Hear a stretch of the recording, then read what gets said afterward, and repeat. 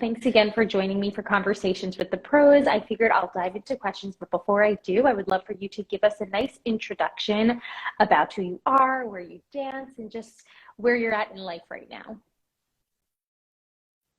Awesome. So I'm Clara, and I'm French. I'm 19 years old. I studied at the Dutch National Ballet Academy for a while. Before that, I studied at the John Cranke School.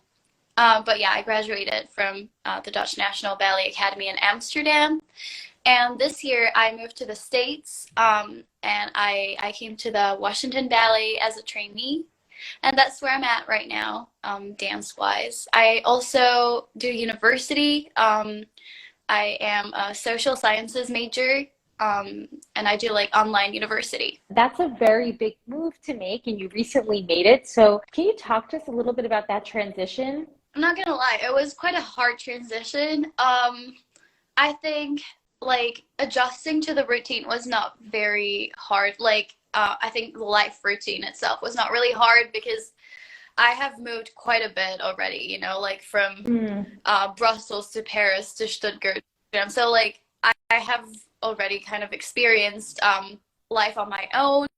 I've lived in my own apartment for many years now, so that was fine. But I think what is hard is adjusting to the American rhythm, which I will say it's so much more dancing than in Europe. I was not prepared for that amount of dancing. I used to dance like max 6 hours a day, and now, I mean, sometimes we had rehearsals going from we start at like 9:30 and then we will end like pretty late at 6 or like later if we have rehearsals. I mean, I don't think it has happened too much, but yeah, so that was a big transition. Also transitioning from being a student to a trainee, which is this like middle position between school and company. Yeah, that's also different because I've had to figure out my meal times when we perform, which is, I mean, we did perform last year and the other years before, but not as much. You don't do a full round of Nutcracker, you don't do, this much. So yeah, that's been interesting too. And then like adjusting to a whole different continent in terms of like finding the grocery stores, finding like, produce that is affordable was a big thing for me. Mainly like affordable side of it, because I think that doesn't get talked about enough. Sure. But I'm on a budget. Most of us here are, because we are students. We don't have like an income yet, so you got to make sure that it's not too expensive. And food is more expensive in the US compared to Europe, from my point of view at least. So yeah, that was kind of tricky, and like finding the stuff that I usually buy, and but you adjust to this pretty quickly. I've heard from several dancers who have gone or either flipped around from dancing in Europe to dancing in the US, and the common theme is that here in the US, unfortunately, in my opinion, dancers are, I don't even think this is just dance culture. Actually, this is just culture in general in the US. Work culture in general is very much work-centered and not like person-centered. So working hours in general are pushed to the maximum. And this is not a scientific statistic, but from just the work that I've done in the past decade working with dancers, I see that the risk of burnout just seems to be higher than perhaps, rest is prioritized and even encouraged. Yeah, definitely. I mean, in November, I sort of burned out because like it was all a lot, I got injured the first week I was there. Then I got sick. I got sick repeatedly because I think my immune system was just not used to a different continent, a different country. And so I can say confidently that I was sick nonstop from August to like December. Yeah.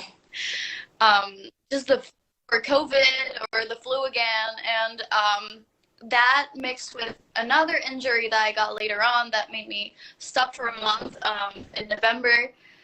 That was just a lot, and I will say that the flip side of this is that I prefer the ballet working culture here because people are a little bit more dedicated, I feel. And I feel like I can, I don't know, I feel like I can work better because people are like very focused on their work and they take this really seriously and this is really their profession. Whereas I have seen some dancers at companies in Europe or students who kind of, start being like very negative or like because they don't dance as much, they're not very stimulated. And so, they kind of disengage. So yeah, I think there are two sides of the overworking culture in the US. Like at the same time, you get good repertoire, you're always stimulated with new stuff to do, new stuff to learn. But yeah, there's a high risk of like serious injuries, I think. Of course, it's always beneficial to try to see both sides of the perspective, right? And I completely agree with you. I think that's fabulous to have that mindset as well.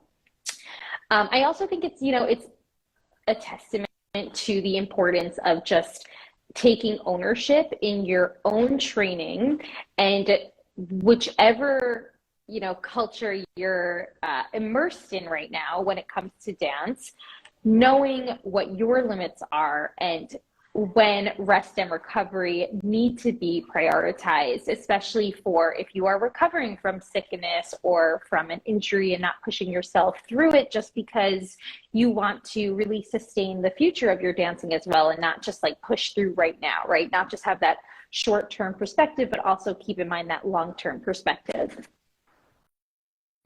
Yeah.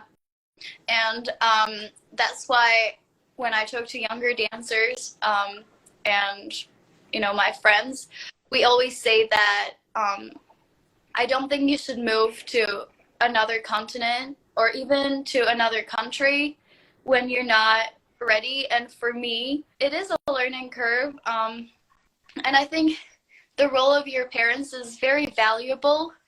And I see a lot of dancers rushing to like get into school super early because they think that this is, a time game and that, I think they're made to feel that way with the ballet in general on Instagram, on TikTok, YouTube, but there's no rush really. And I think you need the maturity to like make your own decisions, such as like, I am too injured for this, I will not do this. Or like, for example, knowing how to cook, like that's a big thing. I still see people at my age who don't really know how to cook. I've spoken to hundreds of dancers who have moved away from home at all different ages. I do agree. I think the 11, 12, 13, 14, 15, very young ages, but these pre-pro schools are starting actually at that time. And it's major questions that need to be considered in regard to, well, what skills do you have to care for yourself? And especially, of course, cooking, but especially that mindset, that confidence to know that if I am going to take off for this upcoming week, if I am going to let my body rest, then I need to have that confidence to know that I will be able to get back in the studio and continue to be successful. And I think younger dancers definitely struggle with seeing, as I said before, that long-term perspective. So you raised such a wonderful point, and also a bit of a reassurance for dancers in regards to the idea of, take a step back, see the perspective. Let's not rush into decisions. If you don't, have success with auditions this season, you are not writing off your dance career, right? There are additional opportunities. This is what is now doesn't have to be what is tomorrow. Yeah, and I think big one I was thinking about was peer pressure because when you're very young, you're susceptible to, just see people do certain things and do the same, or let other people tell you things and then you listen. And particularly surrounding the topic of food, it's dangerous to, follow the advice of people who are like 13, who not being coached in, nutrition in any way. I've seen it happen too many times over the course of the years I spent at professional ballet schools. And it is a shame, but not every big ballet school provides nutrition classes, nutrition advice, or not enough, because once a year is not enough, in my opinion. It is very problematic, the lack of outreach that is happening in dance schools. One thing I will say that I am witnessing, at least here in the US, is an increase in outreach. I think dance schools are starting to do a better job in providing their dancers with education. As you said, the sources of that education matters so much, making sure that, professionals are being vetted, that they're that they hold the credentials, licensure, as an example, dietitians, but not even in just the nutrition realm, also in mental health, right? I think actually mental health, I think is lagging behind the nutrition, because from what I see with the dance schools, especially the ones that I work with, mental health for them is somewhat of an afterthought, and it shouldn't be. In my opinion, actually, it's more important to address that even than just, like, for example, hosting my nutrition workshops. They're both essential, but the mental health aspect for dancers, especially for younger dancers, is so essential, especially just to at the very least help dancers build some coping tools for the inevitable, which are, as you mentioned, sometimes those triggers, the overhearing comments in the studio. It's extremely important that schools are offering these resources. I agree with you. They're unfortunately limited. I wish every school can offer these materials. They don't, and hopefully that will change. That's why I personally do I make it such a priority to make sure that I have resources that are accessible for dance schools, and dancers in general to just hold on to, because as you mentioned, it's so easy for dancers to pick up, whether it's comments, whether it's quote unquote advice, pick it up from TikTok, pick it up from their friends. Yeah, exactly. Yeah, no, definitely. And I will say that I'm seeing positive change, because before I feel like dance and science were completely separated, which is not the case in most, sports. Like if you take, I don't know, figure skating or soccer, anything, like the Olympic teams, which are about the same level as us dancers are, if you look at it. They have all this medical backup. They have physios, PTs on site, they have nutritionists, they have therapists, they have so many resources, because it is understood that doing such a job is very difficult and that you need extra support for it. Because I always take the analogy of a car. If you put one wheel, it's not gonna, it's not gonna go far. If you put four wheels, it's gonna go a bit further. Well, I think the same with ballet. And now I feel like science is coming in slowly, but steadily, I think. And I find accounts like yours really good, because like not everyone can afford having a nutritionist or having a therapist. And it's great that there are free resources for that, because, it needs to be accessible to all people who want to even attempt to be professional athletes or dancers. Absolutely. And that's those pros and cons that we see of social media, right? There can be such valuable information at our fingertips. There can also be very harmful information at our fingertips. So again, going back to what you mentioned in regard to a dancer having skill sets to be able to decipher and identify, information that is helpful versus information that could potentially be harmful.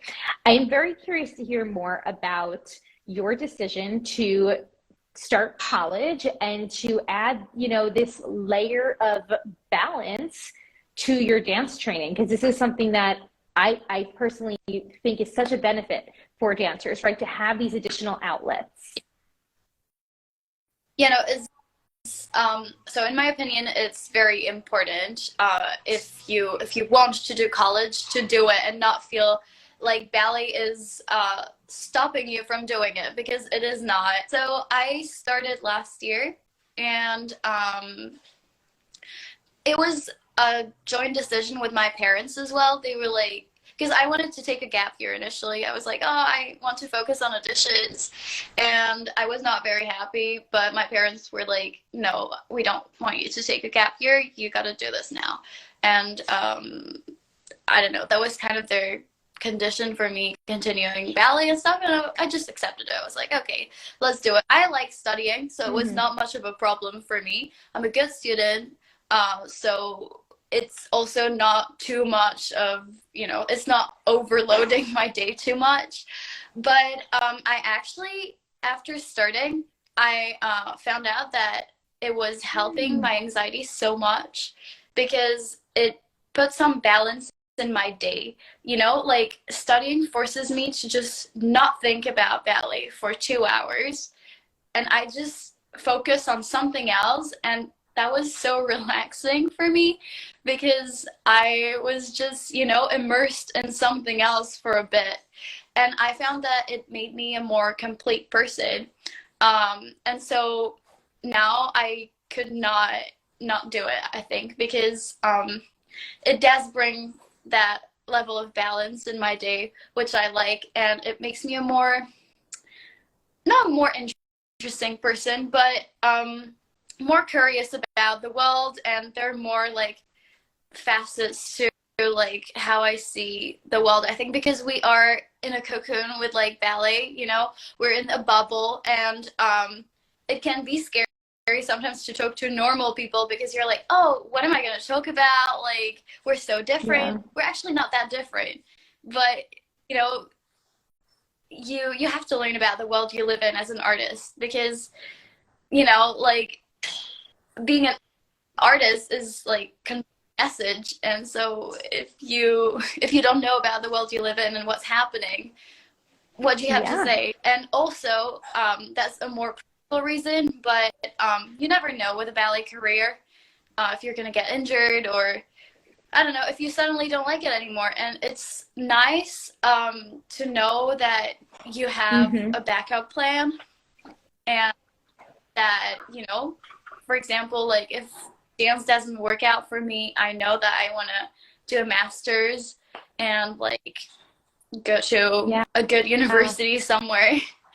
So that's nice to know, especially with the stress of auditions and the what ifs, like, oh, like this is about to work out. I definitely had a similar mindset when I'm going to age myself, but like when I was your age, it's really what led me to want to also add dietetics and going to college and getting my degrees and licensure as a dietitian, just because for me, having that outlet also, doing schoolwork, doing studying was so helpful for my time in the studio, because I know from myself that I am someone who can naturally fall into tunnel vision with whatever I'm doing, right? So if I have these other outlets that are helping me to build that balance, it only helps me as a dancer. And with what you were saying, I do think it makes us more interesting, to add these additional layers. It brings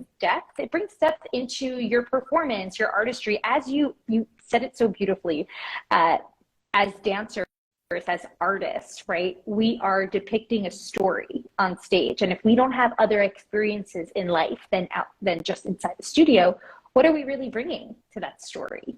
So all of these experiences play such an important role. And on that note, I would love to hear, it's usually the final question that I ask for all the dancers on the show. How would you describe what it means to be the healthy dancer? So for me, health is a few different things. There is the mental part, which is very important in my opinion, because if I'm not well mentally, I tend to be more injured and be more sick. So this is a very important part. Um, the healthy dancer would also be an injury-free dancer. Mm-hmm. A dancer with a healthy relationship with food, so a balanced relationship, and someone who doesn't feel too conflicted about it. Doesn't mean that they can't feel conflicted at all, because I think that's, that can be difficult. But a healthy dancer is someone who sleeps, because that's really important. I sometimes, I'm studying and then I go to bed too late, but then, you get sick because you're tired. I don't know. Yes. So yeah, sleep is really important. Yeah, from sleep, from the healthy relationship with food. A lot of people miss this, right? We will think our health is, about our food choices. It's not just about our food choices. It's about how we are actually building a relationship with food, right? If we are only focusing on those nutrient dense, what diet culture deems to be healthy options, then we are going to miss out. We're going to miss out on the potential experiences that food can provide us with as well. So, so important that you mentioned that. And then of course, also, yes, mindset. This is elemental for all dancers, and just making sure, as I mentioned, I keep repeating myself, but that short term, but also that long term success is going to play such a huge role.